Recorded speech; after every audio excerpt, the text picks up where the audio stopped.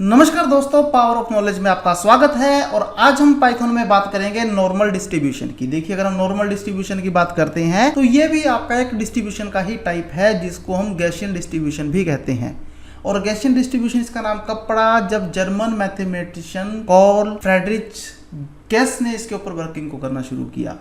और ये probability distribution के ऊपर काफ़ी फिट बैठता है कई इवेंट्स के अंदर। जैसे हम किसी के आईक्यू लेवल को चेक करना चाहते हैं, हम किसी की हार्ट बीट को चेक करना चाहते हैं, और इसको यूज करने के लिए पाइथन में हम यूज करते हैं random dot method function, random dot normal function का। तो जो हमें नॉर्मल डाटा डिस्ट्रीब्यूशन को रिप्रेजेंट करता है, 3 पैरामीटर इसके अंदर पास किए जाते हैं। सबसे पहले आता है आपके पास LOC, जो यहाँ पर पिक ऑफ द बेल के हिसाब से आपकी वर्किंग करता है। मतलब एक तरह से जो आपके पास डाटा अवेलेबल है, उस डाटा का ये मीन आपको प्रोवाइड करता है। फिर आती है बात स्केल की। स्केल यहाँ पर स्टैंडर्ड डायमेंशन का काम करता है कि जो ग्राफ डिस्ट्रीब्यूशन है वो कितनी फ्लैट है। इसी तरह से साइज, अगर आप शेप को एरे में रिटर्न करना चाहते हो तो उसका साइज आप प्रोवाइड करते हो। जैसा कि एग्जांपल के अंदर मैंने जनरेट किया है रैंडम नॉर्मल डिस्ट्रीब्यूशन को साइज 2/3। तो इसके अंदर फ्रॉम numpy import रैंडम, मैंने रैंडम फंक्शन को कॉल किया है और x equal to random dot normal size 2/3 मैंने इसको प्रोवाइड कर दिया और प्रिंट कर दिया x की वैल्यू को। अब ये हमारे ऊपर डिपेंड करता है कि हम वैल्यू को प्रिंट करना चाहते हैं या फिर उसको ग्राफिकल वे में रिप्रेजेंट करना चाहते हैं। तो इस तरह की वर्किंग हमारे यहाँ पर हो सकती है। तो मैं आपको एक बार प्रैक्टिकली ये वर्किंग परफॉर्म करके दिखा देता हूँ कि आपके पास आउटपुट कैसे रिप्रेजेंट होगी। तो ये मेरा पाइचार्म एडिटर है। मैं सबसे पहले यहाँ पर इंपोर्ट कर लेता हूँ numpy dot random as np,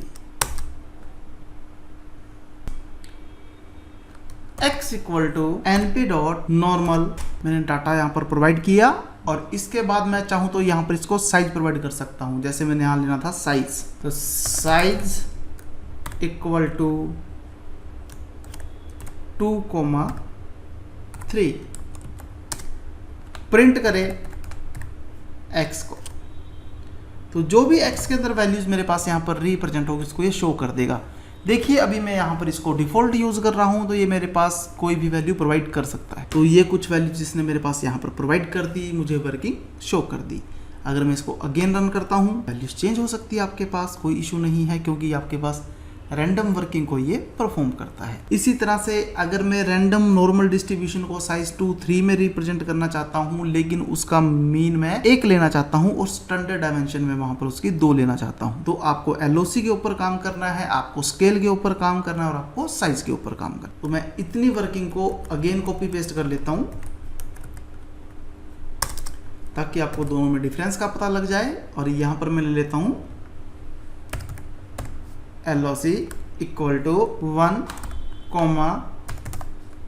scale equal to 2, अब मैं इस प्रोग्राम को अगेन एग्जीक्यूट करता हूं। तो ये देखिए, मेरे पास उसने उसी हिसाब से रिजल्ट प्रोड्यूस कर दिया है जिस हिसाब से मैंने यहाँ पर वर्किंग को परफॉर्म करवाया। अब अगर मैं यहाँ पर LOC 3 ले लूँ तब क्या होगा? तो आपको उस हिसाब से वर्किंग परफॉर्म हो गई, 2, 3, 1, 5, 1, 0। तो एक तरह से आपके पास जो यहाँ पर वर्किंग है वो स्ट्रीम मोड को ही रिप्रेजेंट कर रही है। जैसे आप यहाँ पर अगर टोटल वर्किंग को काउंट करके देखते हो तो वो उतना ही आपको दिखाता है। मैं कहता हूँ कि यार मुझे स्केल 1 चाहिए, स्टैंडर्ड डायमेंशन 1 दी है, उसने आपके हिसाब से उस वर्किंग को परफॉर्म करके रिप्रेजेंट कर दिया। और जब मैंने यहाँ स्केल 1 किया तो वही 3, 2, 5। मुझे इसी वर्किंग को प्रिंट करवाना है ग्राफ के अंदर। अगर ग्राफ के अंदर आपको प्रिंट करवाना है तो आपको मैटप्लॉट लाइब्रेरी को यूज करना पड़ेगा और उसके हिसाब से वर्किंग को परफॉर्म करना पड़ेगा। तो देखिए, हमने यहाँ पर क्या किया, रैंडम फंक्शन इंपोर्ट किया है, मैटप्लॉट लाइब्रेरी इंपोर्ट की है, इंपोर्ट किया हमने यहाँ पर सीबोर्न को, और फिर उसको हमने डिस्प्लॉट कर दिया अपनी वर्किंग के हिसाब से, जितना भी उसका साइज यूज करना चाहता था। तो मैं इतनी वर्किंग परफॉर्म कर चुका हूँ। अब मैं यहाँ इंपोर्ट करता हूँ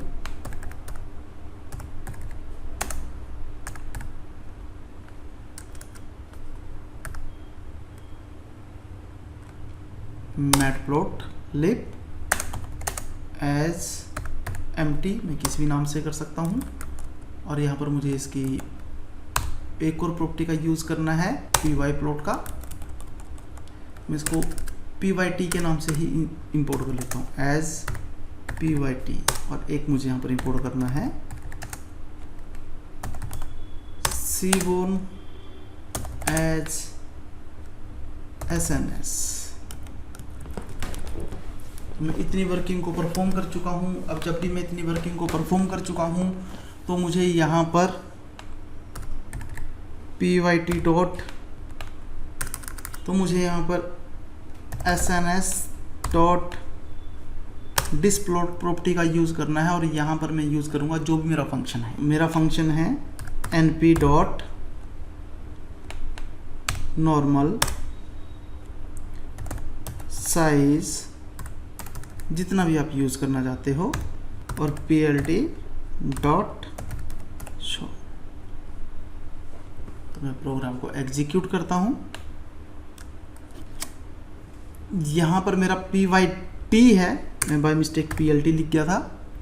मैं इसको रन करता हूँ, वर्किंग मेरी परफॉर्म हुई और ये उसने मुझे यहाँ पर डाटा रिप्रेजेंट करके शो कर दिया कि किस तरह से हमारी वर्किंग शो होगी। अब अगर मैं ये कहूँ कि यार मुझे तो डायरेक्ट इस वर्किंग को ही परफॉर्म करवाना, तो आप इसको भी करवा सकते हो। आप जस्ट np.normal के अंदर इतनी वर्किंग को रख दीजिए, आपको ये चीज़ क्लियर कर देगा। चेक करें तो ये देखिए आपको उसी तरह से वर्किंग इसने रिप्रेजेंट करके शो कर दी। तो फ्रेंड्स, हमारी आज की क्लास में इतना ही था। Thank you very much.